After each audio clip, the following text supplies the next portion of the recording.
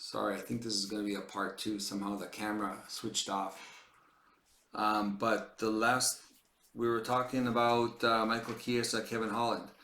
Um, Kevin Holland, much better jiu-jitsu than Magny. Not much better, but better submission skills, I think, than Magny. Michael Chiesa, quite a few years since he won that fight, and he's been submitted since then. I kind of went back and forth. I kind of went back to Kevin Holland, even though I'm not sure if I really want to bet on the guy, just because his fight IQ is terrible. It sucks, And having when I saw him lose against Wonder Boy, when he actually had a definite path to victory on the ground, it just didn't make any sense to me.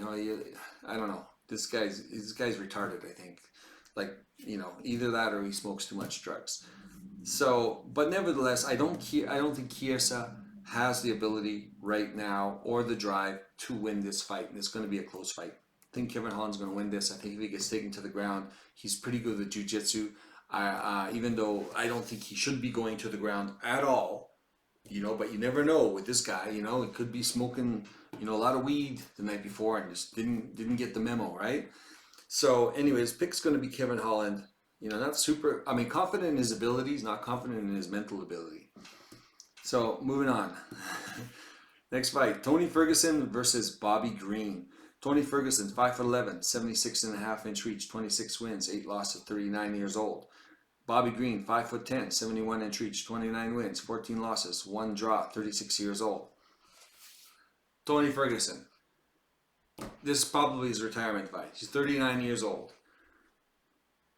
I don't want to bet on the guy, but Bobby Green, 5'10", okay, the same height, same reach. Bobby Green's 36 years old. He's not at the end of his career, but he's probably at the cusp where he's starting to get worse. Doesn't always make the best decisions. He's a counter striker. He'll stand there, he'll take shots, he'll block him out with the shoulder, he'll pretend like, well, he'll tell everybody he didn't get hit, which makes it look like to the judges that he did get hit. He's lost a lot of close decisions because of that. He looked terrible in his last fight against Jared Gordon. Jared Gordon found a way to fight him. He just didn't go after him. He let Bobby Green come to him. And, I bet on Bobby Green. And Bobby Green ended up being no contest after Bobby Green accidentally headbutted him. But the fact is, I was worried about Bobby Green getting knocked out in that fight, because once Bobby Green started coming, most of his, attributes of the quick counter punching started to disappear, and Jared Gordon was starting to catch this guy. It was a little worrying, and I thought, man, like I just saw a huge hole in his game right there. If Tony Ferguson was three years younger, the same age, I mean, it'd be Tony Ferguson all day long.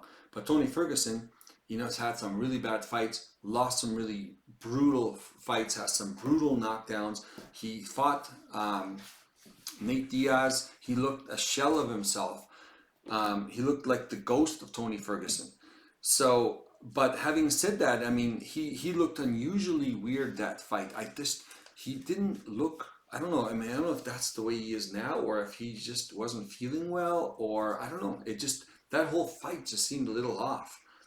Even at 39 years old, something didn't sit right. But nevertheless, Tony Ferguson was making a good out of account of himself.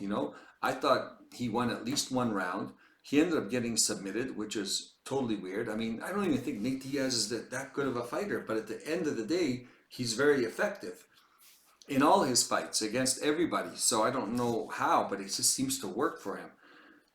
Tony Ferguson in that fight didn't look really good, but his leg kicks were winning the day. He almost had Nate Diaz beat with just leg kicks, and I don't know why he just didn't keep going with the leg kicks. Like just the whole mental IQ. It almost seemed like that fight was a sparring match where they didn't really care, high-fiving each other. Like, I don't know, just the whole fight seemed really off. It's kind of a waste of money. I would never pay to see Nate Diaz fight, just because it's always like a sideshow. And Tony Ferguson went right into that sideshow mode. I don't know if it's because he's 39, he's going to retire soon, he's just kind of having fun in there and chumming it up and high-fiving. I don't know. Hopefully that's not Tony Ferguson. for this fight, even if he is retiring. He should want to win. But having said that, I mean, Bobby Green, if he deflects a lot of punches, but Tony Ferguson throws a lot of elbows. So between the kicks and the elbows, Ferguson can win this fight. Tony Ferguson shouldn't go after him just by punches and getting close to him to get countered. He's got to kick from a distance, and when he does get close to him, or Bobby Green gets close to him, he's got to give him the elbows to the head, because those are hard to parry or to bounce off your shoulder. That works for punches. So he's a huge underdog, massive. But I'm gonna pick him. He's my lowest confidence pick. But if I gotta pick a guy, two guys that I just think didn't perform at all well the last fight, I'm gonna go with Ferguson. He's like a plus 300. I just can't go with Bobby Green. I bet on him last fight. He was just hugely disappointing. And I don't know if he's just on the tail end of his career as well and deteriorating fast. But ever since he changed his name to King Green, he sucked. So change his name back to Bobby Green or Queen Green. That's a good one.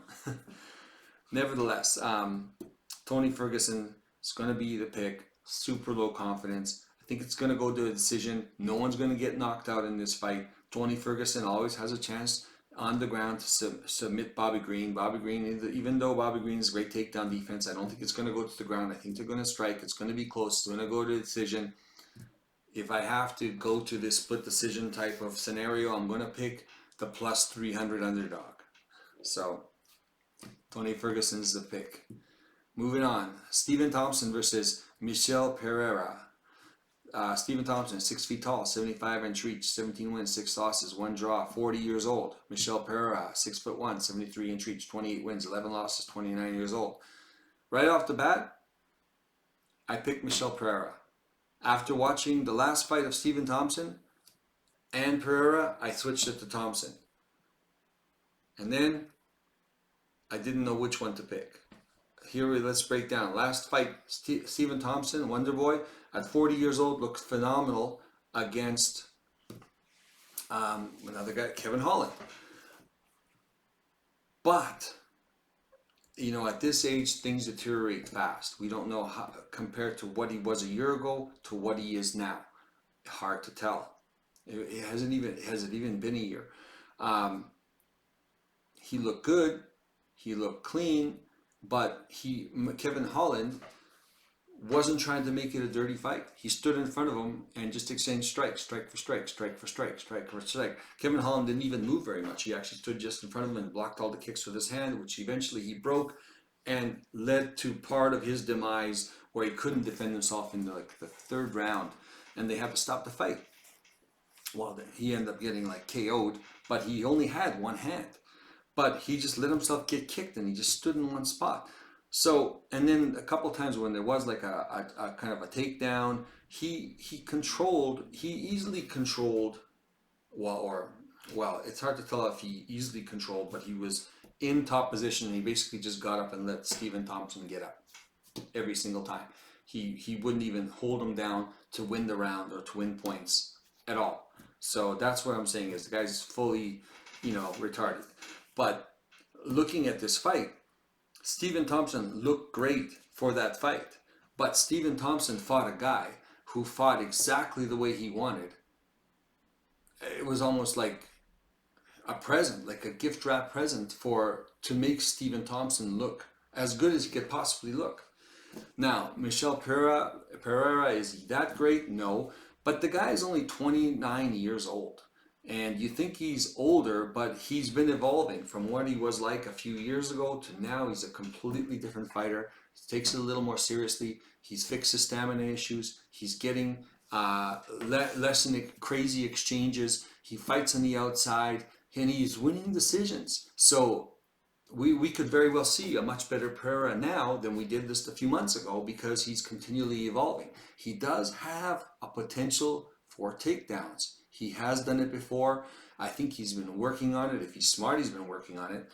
I don't think he's like a blast leg double type of guy, but he's definitely in the clinch, trip and fall on top of you type of guy. So, and here's the thing. He is huge for this weight class.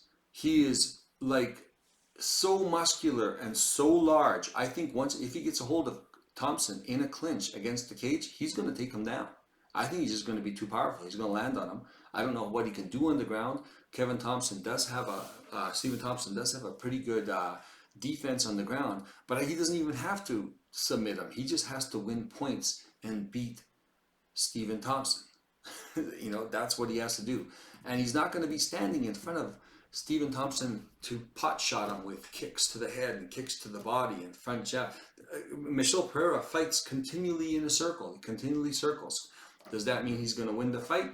He still might lose the fight because I think Wonder Boy is a better striker and a more accurate striker. But he is going to go in and out where he's not going to stand there and get hit, so he won't get hit as much. But he'll also be hitting. So now it's going to be a close decision. So I think this fight's going to be very, very, very close. And again, seeing how close it is and the intangibles, I'm going to go with Pereira. Then I have flipped my pick a second time. I went from Pereira to Thompson, Thompson to Pereira. I'm going to have, well, I will save that for later actually. I don't want to give out the rest of it. Nevertheless, the pick is going to be Pereira. The next fight, the co-main event, Jan Blachowicz versus Alex Pereira. So this is not another Pereira. So I had to actually put their first names on the board. Jan Blachowicz. Is it Blachowicz?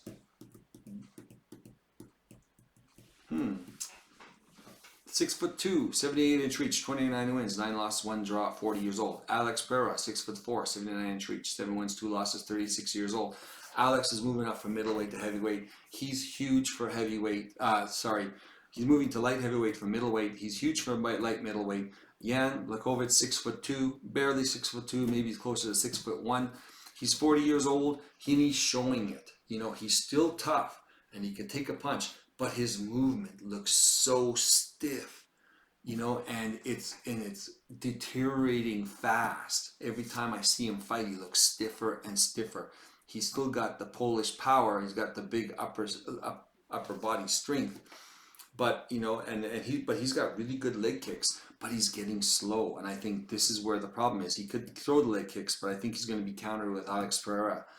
Alex Pereira, 6'4", fully 6'4", 79-inch reach. He's not too old, but he's at the peak and at the end of his career, where after this next 1 or 2 years, he's going to start to slip. He's also coming out a really bad knockout 3 months ago, where he got knocked out really cold by Adesanya. So that worries me. That worries me is that he got knocked out really bad.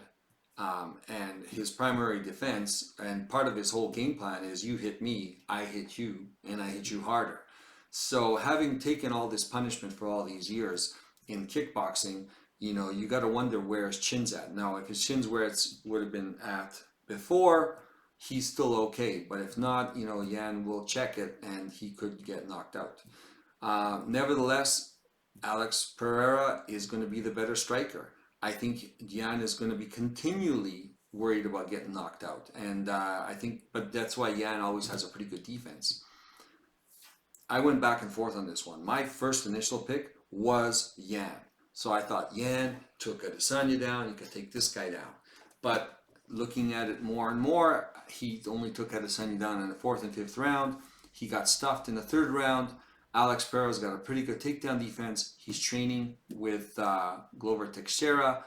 Glover Teixeira already beat Jan Blachowicz. I think Pereira Alex is learning a lot about jiu-jitsu and takedown defense and get-up game. I think that's all he's learning. He knows the rest of it. This is all he's learning. So I think every time we see him, he's going to be improved. He's still not young, but he's not 40. After picking Jan and thinking about it, I flipped my pick to Alex. And again, I went back with this same analogy I had with that last fight I picked, Holmes versus Bueno Silva. This new fighter has a lot of up potential, where if they win, like Bueno Silva, in this case Alex Pereira, if they win, they have the next shot could be the title shot. I mean, he's definitely motivated to win this. The UFC would rather have him win, and the pay-per-view that they could set up from that is a big pay-per-view. Jan, on the other hand, you know, he's already been there. Even if he wins this, he still might not have a shot. The UFC knows he's on his way out. They would rather have this guy with the potential of fighting, you know, for the championship rather than Jan, who was former champ and fought a lot of the guys up top already. You know, mixing in Alex Pereira would be way better. So given a decision and a close decision, Pereira should be the one they're going to give it to. If you believe in stuff like that, right? So I had to go with Pereira, and he is the underdog. Again, back to my theory. If we're going to pick something, we might as well pick the underdog because if it's a coin flip. Also, I think if it's that close, Pereira's going to win it. It's a 3-round fight. I think he's got they both got left hooks. I think it's who's going to land their left hook first. I think Pereira's a little longer. He could reach Jan Blachowicz. And I think Jan is a little stiff. I think he's going to have some good leg kicks. I think Pereira's got some good leg kicks himself. He's got some good kicks in general. He kickboxer. So I think that he's going to win this. And I think all the stars are aligning for him to win and move on. Unless, of course, his chin. There's something wrong with his chin. If there's something wrong with his chin, and we'll find out, that's the only way he gets stopped. Otherwise, his chin holds up, he's going to win this fight. Moving on. Dustin Poirier versus Justin Gaethje. Dustin versus Justin. Dustin Poirier, 5'9", 72-inch reach, 29 wins, 7 losses, 34 years old. Justin Gaethje, 5'11", 70-inch reach, 24 wins, 4 losses, 34 years old. Same age. Justin, 2 inches taller. Poirier, 2 inches longer reach advantage, virtually the same size. You know, here's the thing. This fight happened 5 years ago, and Poirier showed that he is the better technical striker. And since that fight, and I think that Justin Gaethje has become a better striker. I don't think he's still better than Poirier. I think Poirier is still a better technical striker. I think Poirier is probably better on the ground. I don't know if he's a better wrestler. I think Gaethje might have the advantage in wrestling, but Poirier is still pretty good on the ground with his jiu-jitsu. But Justin Gaethje is much stronger and bigger than he was 5 years ago. And if you look at his body, he's put on a lot of muscle. And where before he was coming in and not cutting any weight, now he cuts a little weight. He's just bigger, a little stronger, maybe a little smarter with a better game plan. Really good leg. I mean, he's always had really good leg kicks. Poirier has implemented his leg kicks more recently, but Gaethje still has the better leg kicks. This is going to be a really close fight. Poirier, better technical striker. Realistically, he's the favorite for a reason. He should win this fight, but I'm having a feeling that Justin Gaethje will not be denied in this one. And he wants to even the score. And I think his physical ability, and I saw him fight last time against Fiziev, his physical ability and strength will win this time. So I'm going to pick Justin Gaethje for the upset. For whatever it's worth. Last time I picked, well, 2 cards ago, I picked one underdog to win. This one, I'm picking 7 underdogs to win. So it's not that I'm picking the favorites. It's just I'm going with what I'm thinking is going to happen.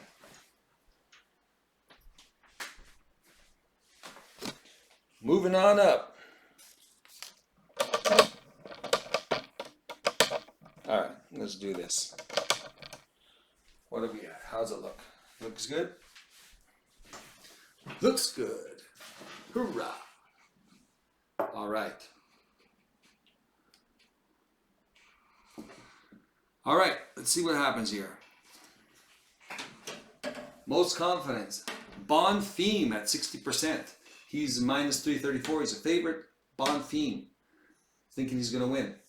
Oh, by the way, everyone knows, if you've seen my shows, these first two guys are the most likely to lose. It seems like usually my most biggest favorites have this weird ability to get upset. So I'm hoping that, mind you, that stopped last time, but hopefully it continues to stop and not continue with that luck. Bond Theme, highest confidence pick. Next confidence pick, Matthews. Should win. Again, very chinny. He's got to worry about this guy, but he should win technically. Next fight, Kopylov. What do I got? Can you guys see that okay? I think I should move this up. Does it help? Just get up a little bit. Kopylov. Favorite. Next fighter, Holland. Smokes too much weed, but he should be winning this fight. Hopefully he doesn't mess it up. Next fight, Lewis. First underdog. Lewis, I don't know. It's still the same black beast. This guy has a chance to win at any time. I think he's going to win this fight. Alex Pereira. I think he's an underdog. I think he's going to upset Jan, and he's going to have a title fight soon. Michel Pereira. You know, it makes sense for him to win. He's got to beat Wonder Boy. If he's going to move up in the rankings, I think he has the ability to stay away from him, has the ability to touch him up a little bit, and I think he has the ability to take him down. And now if he takes him down, then definitely he's on his path to victory, even if he doesn't submit him. Medic, thinking he's going to be a little too quick for, what's his name? Messelsberger? Simmelsberger, the Jedi. You know what? I'm going on a limb with this one in particular, just because I like Simmelsberger and he's got a lot of one-punch knockout power. And I always say he's a little slow, but he always seems to pull it off, even though the last decision didn't go his way. I just have this feeling that Medic is going to outpoint him. And if he doesn't get knocked down, he's going to win this in the decision. Gaethje, I'm going to pick him to upset. A little bigger, a little stronger. I think he's going to win this time. Salvador. If I got to pick Vergara or Salvador, such a close fight, I'm going to go with the underdog. Salvador is going to be my pick. Maverick. She's last, short notice, short fighter. She has a clear path to victory. Hopefully she pulls this off. Very low on the confidence scale. Ferguson. This could be his last fight. Given the choice between Bobby Green and him, I think it's going to go down to a decision. Could be a split decision. If I have to pick, I'm going to pick the plus 300 underdog. That doesn't make any sense not to do that. Here's the thing. This is not financial advice. Only play or bet what money you are willing to lose. Now, you can take this. This is like my most confident, the least confident. You can take whatever you want from him. You can bet on each individual fights. You can create parlays. You can create this parlay. You can take portions of this and create your own parlay with what you like. Nevertheless, this is what I'm going to do. So take it for what it's worth and see if you agree with it. Don't forget, bet online, 50% deposit match up to $1,000. Link is in the description. Buy me a coffee if you like the content. Link is in the description. Please feel free to like the video. It doesn't cost any money. It helps me with the algorithm. Leave a comment. That'd be great. I love talking to you guys. The more the merrier, more entertaining. Definitely. Also helps with the algorithm. And if you can, subscribe. And that always helps. Remember, it doesn't cost you any money to subscribe. You can put it on notifications, or you can put it with non-notifications and still subscribe. You can subscribe and never watch the show again. You can literally subscribe and never watch the show again, and it will make no difference to you. It'll make a difference to me. But if you like the content, please subscribe. Hit the notification bell till the next video. So there'll be two parts to this video. For some reason the camera cut off. Hopefully it didn't cut off too far into it, but we'll see. It'll be a part 1 and part 2. Thank you very much for joining me. We'll do the recap next week. Good luck, everybody.